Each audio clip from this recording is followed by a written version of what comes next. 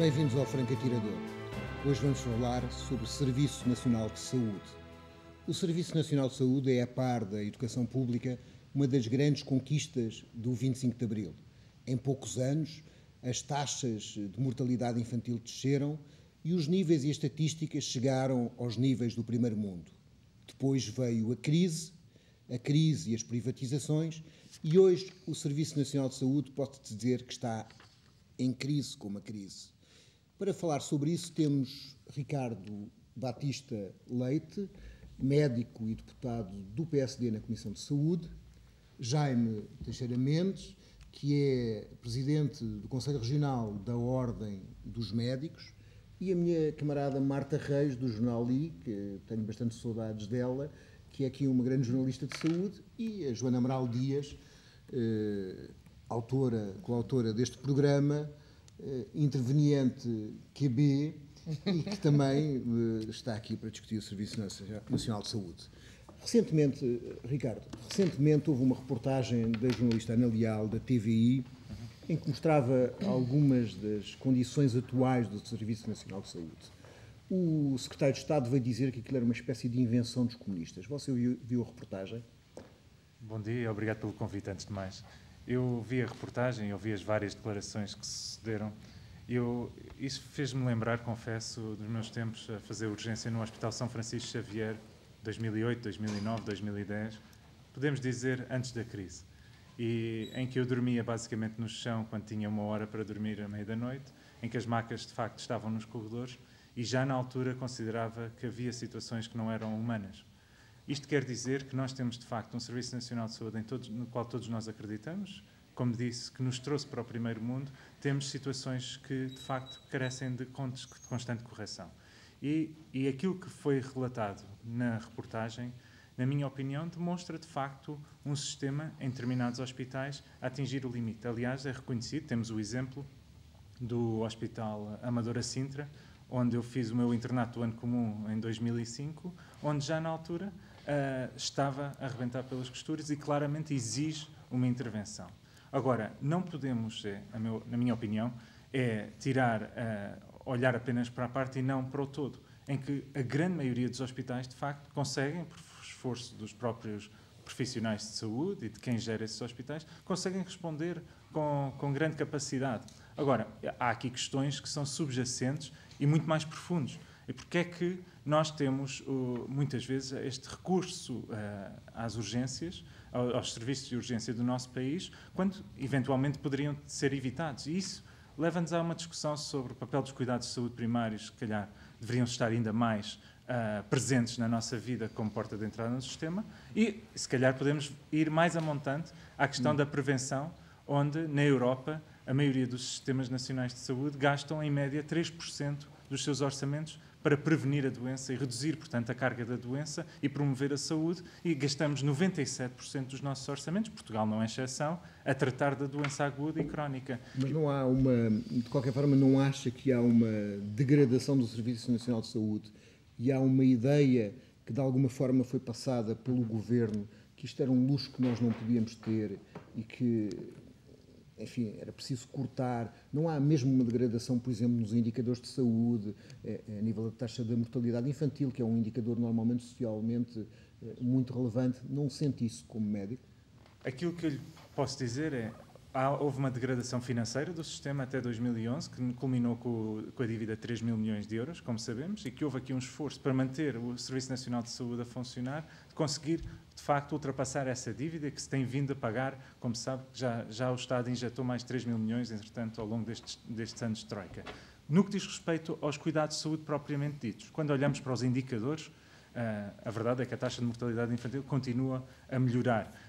Agora, quer isto dizer que está tudo bem? É evidente que uma análise real da época de crise que nós atravessamos, que foi muito profunda e muito exigente, só pode ser feita a médio prazo, daqui a 5, 10 anos, quando olharmos retrospectivamente e compreendermos o verdadeiro impacto. O único impacto que eu vejo imediato, com toda a franqueza, tem a ver com os níveis de exaustão dos muitos profissionais, aí já há dados muito concretos, porque nós sabemos, e o meu colega poderá corresponder isso da parte da Ordem dos Médicos, há, de facto, da parte dos profissionais de saúde, uma sobrecarga, não é só médicos, os enfermeiros, os auxiliares, para conseguir manter estes níveis e para conseguirmos manter os indicadores nos níveis em questão. Agora, isto exige, portanto, darmos um passo atrás e percebermos muito bem, conseguimos ultrapassar juntos a crise, agora temos que garantir que o futuro não fica comprometido.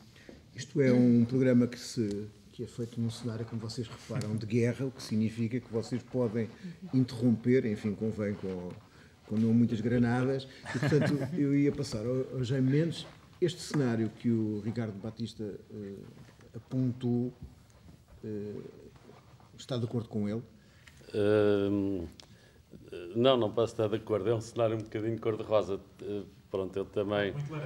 Muito laranja. Eu, pronto, também fiz os meus internatos, as minhas urgências. Agora estou reformado, mas quer dizer, pronto, fiz a minha formação na Suíça, trabalhei na Suíça em hospitais, trabalhei em Portugal, sobretudo no Santa Maria e no Instituto de Oncologia. E, digamos, este tipo de reportagem, quer dizer, esta situação que a Ana Leal demonstrou e que realmente, pronto, até era uma ideia que teria feito, mas claro que isto tem muito mais impacto, é que é desde Bragança até Faro, quer dizer, portanto, não... Claro que ela poderá ter escolhido e se ter informado nos hospitais que estão em pior estado, e não há dúvida que o Amadora Sintra portanto, o Hospital Fernando da Fonseca é um hospital que está muito, pronto, com muitas deficiências, teria que ser reformulado, provavelmente teriam que abrir outro hospital, que não sei se está no programa, portanto, que se tinha falado que era o Hospital Sintra-Cascais, porque o novo Hospital de Cascais também, que é uma parceria público-privada, não tem dado resposta que apanha aquela área e no fundo, o que acontece é isso. Eu, francamente, só vi esta situação de urgências quando regressei da Suíça em 74, 75, no Hospital São José. Nunca tinha visto isto. Isto, com toda a franqueza, nunca tinha visto situações como estas é que nem é bem as macas, é a quantidade de pessoas, quer dizer, como é que... a última visita que fiz antes da reportagem foi ao Hospital Garcia da Horta, que é outro hospital também que precisava de uma intervenção grande. Como é que os médicos podem, e os enfermeiros podem trabalhar ali? É impossível, quer dizer, como é que, com macas a seguir umas às outras, em que assisti que um senhor, já de uma certa idade, pediu à filha, que não estava bem instalado, se podia baixar a cabeceira. E ela disse, pai, eu não posso porque bate nos pés da maca que está atrás de si. Claro que isto são situações perfeitamente... Porquê que se chegou a esta situação? Eu penso, quer dizer, no fundo, claro que não é só culpa deste governo, quer dizer, não há dúvida que houve um desinvestimento no Serviço Nacional de Saúde, já anterior, mas que foi agravado com a vinda da Troika. Não há dúvida que este grupo do Ministério ultrapassou as exigências da Troika e há um subinvestimento crónico do Serviço Nacional de Saúde. Portanto, quer dizer, as propostas para 2015, quando em 2014, grosso modo, se gastou 8 mil milhões de euros e, portanto, é orçamentado para 2015 7 mil, pronto, falta à volta de 700 mil euros. Depois houve um reforço de 500 mil euros, mas, quer dizer, este subfinanciamento crónico é uma das causas. Outra das causas, não há dúvida, é que os salários foram congelados, não, e reduzidos, reduzidos mesmo, porque a maioria o colega sabe perfeitamente, a maioria dos médicos viu reduzida à volta de 600 euros por mês, não é, nos seus ordenados, tipo 25%, até mais que os enfermeiros. Os enfermeiros calcula-se foi à volta de 170 euros por mês. Claro, ganhavam mais os médicos que os enfermeiros. Claro, claro. Não, mas a redução, mas a proporção é maior. Para os médicos.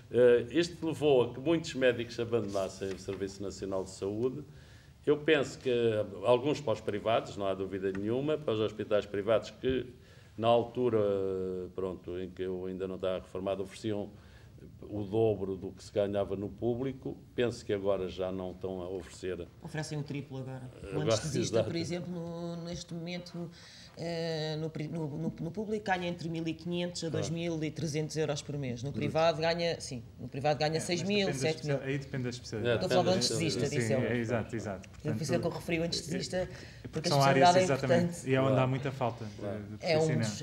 Mas quer dizer, não, há falta, mas isto que o Jaime está a dizer é importante, porque há falta, porque por via de que o ataque tem sido feito à classe médica, toda a classe, todos os profissionais que trabalham no Serviço Nacional de Saúde, na verdade, mas aos médicos em particular, nós temos uma fuga brutal de médicos, e o Ricardo sabe disso, por via ou da aposentação, ou da imigração, ou da preferência pelos privados, que é uma preferência racional, porque neste momento os médicos e os enfermeiros que trabalham no Serviço Nacional de Saúde só o fazem claramente por amor à causa, porque têm turnos que têm turnos de 16 horas contínuos. Há enfermeiros que têm a mais na sua folha de serviço 600 horas. 600 horas. Portanto, isso significa que eu sou psicóloga, não sou médica nem enfermeira, mas também sei que se eu estiver a ver 30 doentes seguidos, ao 30º, eu de certeza não me recordo daquilo seguidos, não me recordo do que fiz do primeiro. E, portanto, isto representa, obviamente, o maus tratos e a desconsideração dos profissionais de saúde, representa já em si um rombo para o Serviço Nacional de Saúde de monta. Mas eu penso que não é só isso que se passa. O que se passa, e é um bocado pegando nas palavras do Jaime, é que tem havido um sucessivo desinvestimento no Serviço Nacional de Saúde, que não é de agora. Agora, a propósito, com a desculpa da Troika, a verdade é que os cortes foram o dobro daquilo que a Troika aconselhava, o dobro. Portanto, em várias áreas não se fizeram cortes. Por exemplo, estou a falar, por exemplo, das rendas de energia, as rendas excessivas, mas na saúde fez o dobro. E nós temos que nos interrogar porquê.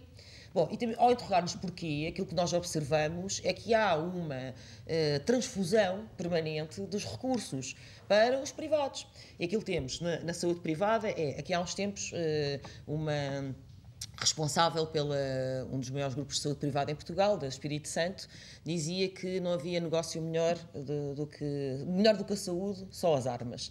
E evidentemente que têm sido entregues grandes tranches deste negócio aos privados e não de uma forma inocente. Nós temos aumento de hospitais nos privados, neste momento há quase tantos hospitais privados como há públicos, acho que há mais 5 ou 6, se não contando os hospitais militares e tal, acho que há mais 5 ou 6 públicos, portanto praticamente são ela por ela. Há um aumento brutal no número de consultas, cirurgias, exames, meios complementares de diagnóstico, urgências, nos privados. Porquê? Bom, vou dar um exemplo muito simples. Neste momento, o comum cidadão paga 20 euros para ir a uma urgência. 20 euros. Ora, há muitos hospitais privados onde fica mais barato, 20, e que não há isto nós estamos a falar de este cenário apocalíptico que parece que aconteceu o terremoto em Lisboa, que se vive na maior parte dos hospitais de norte a sul, com as urgências transformadas em hospitais de campanha. Portanto, mas isto só para dizer... há aqui um contexto de crise e tinha que haver uma racionalização, eu acho que sim, no Serviço Nacional de Saúde. Havia desperdício e havia com certeza muitas coisas que tinham que ser alteradas, mas à conta disso o que se fez foi esvaziar o Serviço Nacional de Saúde, porque aquilo que eu ouço todos os dias os profissionais, os vossos colegas dizer, é que lutam por ter consumíveis básicos, sabonete, medicamentos, etc. Portanto, nós não estamos a falar de apenas uma racionalização, estamos a falar de um esvaziamento e não um inocente. Eu, se pudesse completar, não sei, não é que estes preços baixos praticados nos privados é muito à custa da ADSE. Claro, da canalização. A ADSE, que é do Estado, não é? E é a única forma de conseguir mais barato, porque através de seguros privados uma pessoa vai a uma urgência e paga na mesma 70 euros. Claro que depois para marcar uma consulta e gastar menos que os 20 euros. Sobretudo a ADSE, que no fundo está a funcionar como um seguro sem plafond, que a maioria dos seguros não fazem, e está a sustentar os privados. Porque um dia que haja uma decisão em que a ADSE paga só dentro do Estado, o que vai reforçar muito também o orçamento do Serviço Nacional de Saúde, muitos dos privados irão fechar. Eu, por acaso, sou da opinião que não devia existir a ADSE, mas depois já lá vamos. Sim, claro. Marta, calcula-se que há uma transferência entre o Estado e os privados na ordem dos 1.000 milhões de euros por ano do ponto de vista do Serviço Nacional de Saúde. Há quem escreva isso, não sei se corretamente. Serviços que o Estado compra aos privados? Por duas coisas. Uma espécie de parcerias público-privadas de hospitais de gestão públicos que são de gestão privada e, sobretudo, pela ADSE. Há, de alguma forma, tu que fazes cobertura do Serviço Nacional de Saúde, isto é apenas devido à crise ou tem que ver também com uma alteração de política governamental? Isto é, o governo abriu aos privados um mercado e garante aos privados esse mercado? Bom, acho que não tem a ver com esta crise, porque esse movimento já existia antes. As PPPs não foram iniciadas neste governo e até houve um movimento de utilização da capacidade interna, pelo menos de querer utilizar a capacidade interna em termos de exames, que depois teve um impacto negativo, mas que é ao contrário desse movimento que referias. Teve impacto negativo porque houve mais dificuldade no acesso aos exames, falou-se muito nisso, na questão dos exames das colonografias, não é? Para fazer o despiste do cancro coloretal. Portanto, não me parece que resulte da crise e que haja aqui uma mudança de ideologia que seja visível. Achas que há uma continuidade entre os últimos governos do Partido Socialista e os governos do Precisamente, PSD, acho que foi uma orientação que se seguiu na última década de e que agora liberalização do setor. Exatamente, e que agora cria este híbrido, não é, em que há aqui uma defesa do Serviço Nacional de Saúde Público como prestador universal que garante tudo a todos, mas que na prática, porque se foi desmembrando por estas diferentes valências, não é tanto assim que acontece, e também porque os privados começaram a ficar com dificuldades em oferecer esses tais serviços ao preço que o Estado pode pagar, e isso cria grandes assimetrias. Na zona de Lisboa é praticamente impossível marcar um desses exames de rastreio coloretal em tempo útil. Uma pessoa demora 6 meses a fazer um exame desses, coisa que no Porto, no Norte, não acontece. Mas isso no Serviço Nacional de Saúde? Sim. E, portanto, significa que tens que ir ao privado ou morres, não é? Se tiveres uma... Sim, só que é muito... Não faço ideia quanto é que custa, mas é muito caro. É muito caro. Acho que ninguém faz um exame desses assim, de rastreio, sem ser, porque encontrou um pólipo e precisa de tirar, e o médico conhece um médico e diz, vai mesmo agora, senão podes correr risco. Agora, uma pessoa, por prevenção, ninguém vai fazer um exame destes ao privado. Mas não achas que, de alguma forma... Eu, uma vez, escandalizei muito porque estava a ouvir um eminente economista que tinha sido do MES e que tinha passado pelo PS e que fez umas coisas sobre o Hospital de Beja, o aeroporto de Beja, para justificar o aeroporto de Beja no governo de Sócrates, dizendo que os médicos deviam ser pagos em relação, uma percentagem sobre os exames que poupavam. Quer dizer, um gajo aparecia lá com suspeitas de cancro, tu não lhe mandas fazer um TAC, dás-lhe uma aspirina, e a diferença entre esses dois... São quase caricaturas. Certo, mas ele afirmava isso de uma forma convicta. Não houve uma interpretação do Serviço Nacional de Saúde como se fosse uma mercadoria, a saúde como outra qualquer. Eu acho que não. Acho que pode haver algum... Acho que a principal crise é uma crise de confiança. E isso sim pode ter sido... não digo provocado ou uma intenção deste governo, mas efetivamente estes cortes sucessivos, e a Joana há bocadinho dizia que cortou-se o dobro da troika. Isso é uma discussão que se está a ter desde o início do memorando e que é muito complicado de avaliar, porque no fundo cortou-se em termos de despesa. O dinheiro que havia nos hospitais para gastar com medicamentos, camas, luz, esse dinheiro baixou significativamente. Mas esse corte não foi feito nas camas e na luz, foi feito no pessoal. Eu lembro de fazer as contas na altura em que havia dados, porque agora já não temos dados desde 2013. Foi no pessoal. Exatamente. Na altura era 70% da redução de despesa era com o pessoal. E, portanto, não era tanto nem com os medicamentos, que demoraram muito tempo a começar a reduzir a despesa no setor hospitalar, e também não era com os material clínico. Podem sempre interromper. Agora não temos dados. Podem sempre interromper, mas têm que interromper. Eu não tenho os dados, mas tenho caixas constantes. Deixa-me só concluir aqui o meu raciocínio. Os hospitais não têm os meios, não têm compressas, não têm papel higiênico, não têm detergente, não têm pinças. Só concluir aquele raciocínio do dobro da troika. O que aconteceu foi que, a par desta despesa no dinheiro para gastar, houve um aumento nas verbas para pagar as dívidas a fornecedores. Exato. E aí é que podemos discutir, era prioritário, não era prioritário, do lado do governo era prioritário, porque senão não havia uma interrupção dos fornecimentos. É esse o argumento. Mas haveria? Não. Houve uma ameaça, e chegou a haver uma ameaça, e chegou a haver interrupção do lado de uma farmacêutica, chegou-se a concretizar, exatamente, com a Roche. Portanto, já no tempo antes do Partido Socialista até houve ameaças da própria EDP. Mas também houve verbas adicionais, também houve orçamentos retificativos para pagar dívidas anteriores. Claro que isto resulta de um problema maior, que é a tal falta de financiamento crónico. Era a questão das colonoscopias. É porque, pronto, nós recebemos, e como sabe, abrimos um e-mail em todas as secções regionais do Sul para as pessoas, médicos, responderem porque é que não fazem isto e quais são as suas queixas. E uma das queixas é a falta de investimento, quer dizer, porque o colonoscópio ou o aparelho de colonoscopia do Amador Assinte está obsoleto e as pessoas tiveram, felizmente, que parar, porque senão faziam rupturas de cólon, etc., como se foram feitas algumas. No hospital do litoral alentejano aconteceu exatamente a mesma coisa, eles faziam várias colonoscopias, o gastroenterologista estava lá por dia e teve que parar porque dizia, eu não vou correr mais este risco de perfuração. Portanto, porquê? Porque as pinças de biópsia, os colonoscópios e tal estão obsoletos e não são substituídos. Portanto, isto são faltas de investimento reais. Se tem que comatar de qualquer maneira, porque também não é assim substituir. Quer dizer, o material tem uma duração, não é? Quer dizer, não é ao fim de 20 anos aquilo está perfeitamente ultrapassado. Portanto, não se pode programar.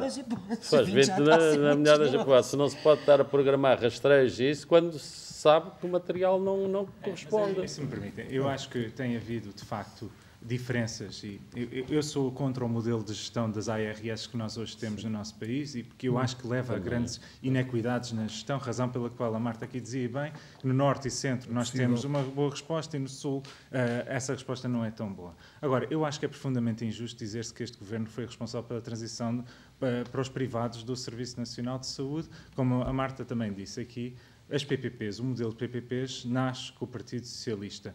Quando olhamos para... Thatcher, mas enfim, é aproveitado pelo Partido Socialista. Dentro da saúde em Portugal. Quando olhamos para a outra grande fatia de transição de verbas públicas, era a ADSE, como foi aqui falado. Porque aquilo que acontecia pré-Troika, portanto, até 2010, o orçamento da ADSE rondava os 800 milhões de euros, dos quais os contribuintes, funcionários públicos, por via daquilo que pagavam por mês, rondava cerca de 150 milhões. Portanto, os restantes de nós, por via dos nossos impostos, que pagam, que não sendo funcionários públicos pagassem os seus impostos, pagariam a diferença dos cerca de 600 milhões de euros à ADSE. Neste momento, pela primeira vez na história da ADSE, aquilo que os beneficiários pagam por via dos 3,5% do seu ordenado é suficiente para manter a ADSE autossustentável. Quer isto dizer que, na minha opinião, não deve ser o Estado. Houve um progresso, deixou de haver esta transferência direta. Há uma situação, isto é, havia um sketch num filme italiano muito antigo, o Jaime se lembrará, aqueles Novos Monstros, que é um tipo que apanha um gajo que teve um acidente e tenta o distribuir para hospitais. E não pode porque o tipo não tinha seguro, o outro era um hospital militar, não podia porque ele era militar, não era militar, e o outro porque ele não era religioso também não aceitava, então ele volta a devolvê-lo no lar. Bom, não há uma questão de... Nós estamos com o Serviço Nacional de Saúde a caminhar para ser uma espécie de serviço para pobres e indigentes e passar tudo o resto da população. Na minha opinião, não. Eu acho que todo o trabalho que tem sido feito tem sido precisamente para manter o pressuposto constitucional, que é de um serviço universal, geral e tendencialmente gratuito. Aliás, foi aqui... Tendencialmente é que... Não, a questão é esta. O que é que diz a Constituição? É de acordo com as capacidades económicas e sociais. O que nós verificamos ao longo destes 3 anos de Troika é que nós tínhamos cerca de 4,5 milhões de pessoas isentas de taxas moderadoras, neste momento temos 6 milhões. Sendo que as pessoas que eram isentas de taxas moderadoras antes eram com base numa lista completamente anacrónica, que agora é uma palavra hoje do dia, o Presidente da República, e que não tinha qualquer fundamento científico. Hoje há uma lista de determinadas doenças que conferem a isenção e há o critério económico, a capacidade da pessoa pagar ou não, razão pela qual 6 milhões de portugueses estão isentos. Agora, isto tem as suas consequências. Os outros, de facto, pagam mais do que pagavam antes. Mas isto é uma questão de opção. É uma opção política que, a meu ver, garante que os serviços se mantenham. Mas permita-me só mesmo, Joana, se eu pudesse só deixar esta nota sobre a ADSE, só para concluir. Agora, eu concordo com a Joana, não deve ser o Estado a gerir subsistemas de saúde, inclusive a ADSE, na minha opinião. Até porque a ADSE hoje, aquilo que os funcionários públicos pagam é suficiente para manter, mas não será no futuro. E, a meu ver, devem ser os próprios beneficiários a decidirem qual o caminho que querem para a sua ADSE. E, portanto, eu acredito muito no sistema mutualista, como existem outros que funcionam muito bem. Temos o caso dos bancários que usamos. Acho que a ADSE poderá, a médio prazo, isso é abrir o campo aos seguros de saúde. Claro que é. Isso é abrir o campo. No fundo, está-me a dizer que está-me a dar mais uma fatia para os privados. Não, neste momento já é. Os beneficiários são eles que pagam a sua própria ADSE. A única coisa é que está dentro da máquina administrativa do Estado. O que é que os beneficiários preferem? Que seja alguém na máquina do Estado? Querem que seja a máquina do Estado a decidir o seu futuro ou querem os próprios? Parece-me que é evidente que deve existir justiça fiscal e que é através dos impostos que nós fazemos essa redistribuição da riqueza. A partir daí não me faz nenhum sentido, e eu acho que essa questão tem que voltar, que é uma questão política de fundo, tem que voltar à liça, não me faz sentido nenhum que exista, primeiro, um subsistema ADSE, porque se as pessoas já pagam todos os impostos, já estão todos a contribuir para a construção do Serviço Nacional de Saúde, e a partir daí, claro, quem quiser fazer seguros de saúde privados poderá fazer, funcionário público ou não, mas não parece que seja o Estado a ter que ter esse chapéu de chuva. E depois não me parece que, existindo justiça fiscal, os que têm mais dinheiro tenham que pagar mais taxas nas urgências, etc. Porque isso é que vai levar, àquilo que o Nuno Ramos de Almeida estava a dizer há bocado, à diferenciação de dois sistemas de saúde. Um Serviço Nacional... Não é Ricardo, financiar o sistema. Mas é uma questão de filosofia, deixa-me terminar. Não é uma questão... Não, deixa-me falar, se faz favor, porque eu também estive a ouvir. Claro. Não é uma questão de filosofia, porque o Ricardo não me vai convencer que as pessoas vão às urgências como quem vai tomar uma bica ao café. As pessoas vão às urgências quando necessitam de ir às urgências. Se às vezes fazem uma má avaliação, bom, o Ricardo não pode querer sol na eira e chuva no nabal. O Governo não pode querer simultaneamente ter um bom sistema de prevenção e de saúde de proximidade e depois desinvestir completamente, como tem feito na rede de cuidados de saúde primários, com listas de 1.900 utentes para todos. Portanto, eu também acho que sim, eu acho que é na prevenção, mas isto não pode ser só um discurso redondo e bonito. Eu acho que é na prevenção que se deve investir e é também na saúde de proximidade, sem descurar depois, obviamente, os hospitais. Mas não se pode desinvestir aí e desinvestir também nos hospitais e depois querer moralizar o sistema, fazendo com que aqueles que têm mais dinheiro paguem taxas de urgência de 20 euros. A justiça fiscal existe para isso. Portanto, eu sou contra qualquer forma de justiça fiscal dentro do Serviço Nacional de Saúde ou dentro da escola pública ou outra coisa qualquer. E depois é assim, podemos fazer os discursos que nós quisermos, mas aquilo que parece... Sou contra as taxas moderadoras. Okay. Aquilo que parece é... se nós temos o Serviço Nacional de Saúde perdeu nestes últimos 10 anos, não foi só o governo PSD-CDS, foi o governo PSD-CDS e o governo PS. Nestes últimos 10 anos, o Serviço Nacional de Saúde perdeu 2.000 camas e os privados ganharam 3.700 camas. Portanto, isto é por acaso, quer dizer, nós passámos de 460 mil urgências no Serviço Nacional de Saúde e agora temos 900 mil nos privados. Isto é uma coincidência apenas. Quer dizer, estes números todos que triplicaram, não é? Os exames de diagnósticos complementares triplicaram nestes 10 anos no privado. É tudo por acaso ou porque há de facto uma canalização de recursos? A Marta há bocado tocou num ponto muito importante. Eu concluo. Um ponto muito importante que é a perca de confiança.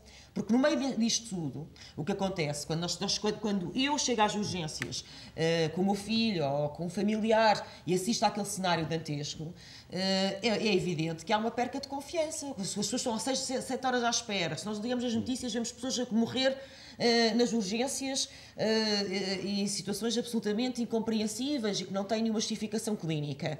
Bom, há uma perca de confiança. Essa perca de confiança, que tem uma parte a ver, de facto, com a drenagem de recursos, mas outra tem a ver, evidentemente, com uma má gestão da própria coisa pública, também faz com que as pessoas se afastem, obviamente, dos hospitais. Desculpa, mas se tu não... Eu se pudesse intervir dentro deste era o seguinte. Quer dizer, eu volto um bocadinho ao princípio do debate, que é o seguinte. Se há subfinanciamento, das duas uma, não é? Se há quer dizer, faz-se um orçamento subfinanciado, das duas uma. Ou não se paga a quem se deve, ou aumenta-se as taxas moderadoras, não há outra solução. Quer dizer, se o Estado não dá... As taxas moderadoras representam 1,7% não, as taxas... Eu sei, colega, mas as taxas moderadoras nestes 5, 6 anos aumentaram 116%. Está bem, mas aumentaram 116%. Não, aumentaram em percentagem a 116%. Mas, para conseguir salvaguardar que aqueles que não têm capacidade de pagar. O problema não é esse, é como é que você vai pagar o Serviço Nacional de Saúde. Só tem duas hipóteses. Ou o Estado aumenta o dinheiro que dá para a sustentabilidade do Serviço Nacional de Saúde, ou se não aumenta, tem que ter uma perspectiva qualquer. Das duas, aliás, ou não paga a quem, das duas, ou não paga a quem deve, ou tem que aumentar as taxas moderadoras. Estava a dizer que eu estou a dizer. Necessariamente teve que haver uma racionalização do Serviço Nacional de Saúde, necessariamente o dinheiro não é elástico, mas a verdade é que há escolhas orçamentais. Nós reparamos, por exemplo, se for à direção da concorrência da Comissão Europeia, repara que o Estado, entre garantias, empréstimos, apoios, deu 85 mil milhões, portanto, garantiu à banca. Portanto, isso é uma opção política de fundo, considerar que isso é fundamental. Não acha que, de alguma forma, se descurou ou se cortou muito abruptamente no Serviço Nacional de Saúde?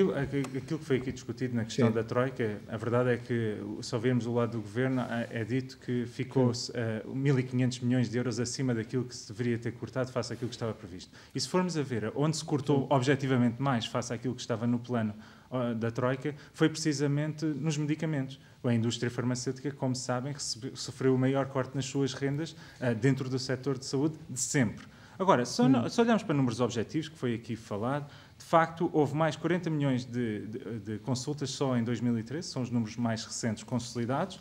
Nós temos um crescimento das consultas hospitalares, um crescimento no número de acesso de urgências, um aumento para mais de quase 700 mil cirurgias em todo o Serviço Nacional de Saúde. Isto para dizer o quê? Agora, essa percepção é equivocada? Não, o que eu estou... há naturalmente questões de percepção aqui e, portanto, o Serviço Nacional de Saúde continua a responder. Agora, a meu ver, o problema é mais profundo do que este. Ou seja, nós temos um modelo de gestão o Ricardo que tem está... ideia, deixa-me dizer uma coisa, tem ideia de que qualquer pessoa que seja utente do Serviço Nacional de Saúde e que o esteja a ouvir e que ao ouvi-lo dizer que o Serviço Nacional de Saúde continua a responder, vai achar que o Ricardo vive noutro planeta. Pois, Joana, porque as pessoas vão a Santa Maria, eu acho que não, vão a São José, esperam horas intermináveis nas urgências, não conseguem ser atendidas. A Universidade Nova, a AMS, fez agora um estudo de percepção do Serviço Nacional de Saúde e 87% das pessoas disseram que saíram muito satisfeitos do serviço que tiveram com os profissionais de saúde com quem estiveram em contacto. Valor esse que aumentou para cima de 90% quando se tratou do internamento. Não, mas pronto, mas Joana, pronto, os inquéritos não servem para nada, o que as pessoas pensam, é o que eu digo, nós não podemos olhar apenas para um ponto quando há um mapa global para olhar. Agora, eu queria só dizer que eu acho que isto é importante, porque tem a ver com o futuro.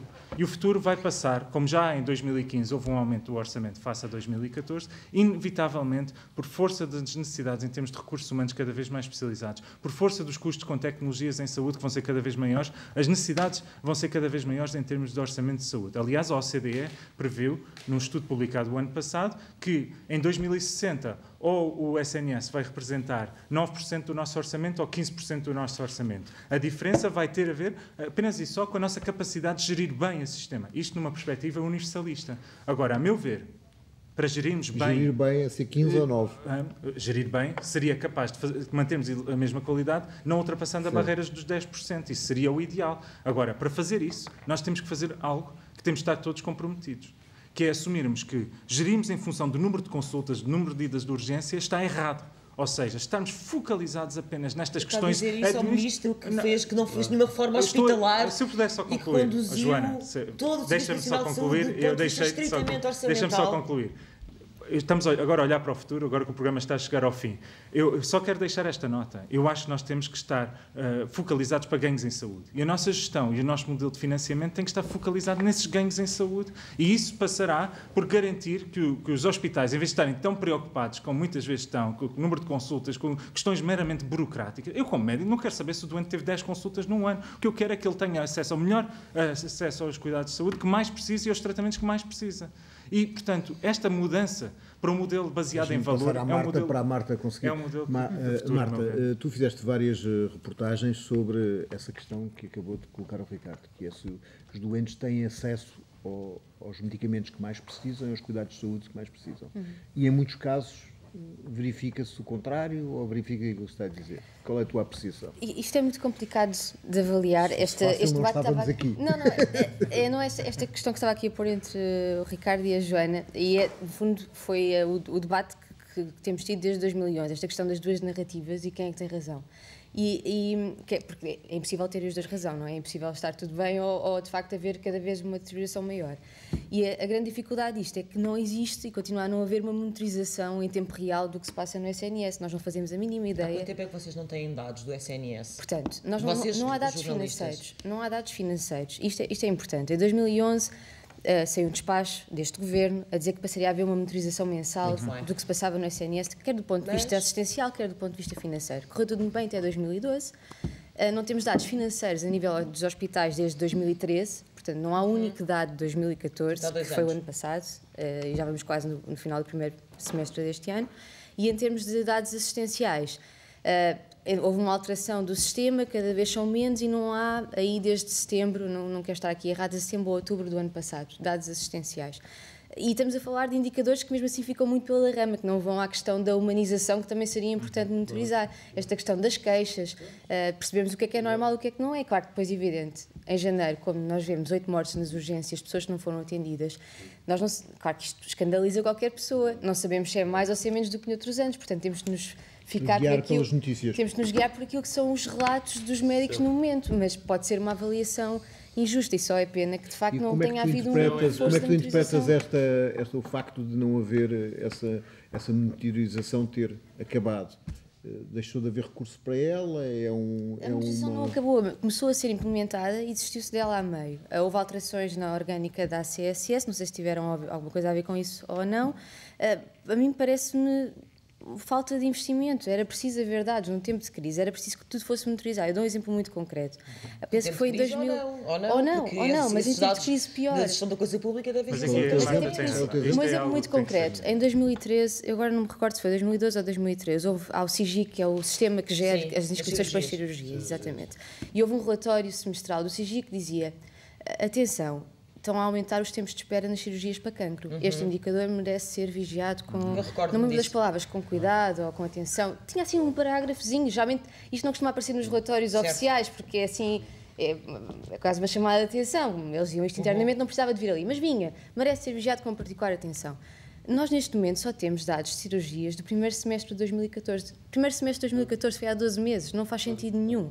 Parece que estamos na era em que não há computadores e que não há internet, não sei, há aqui um desfazamento na informação que é assustador.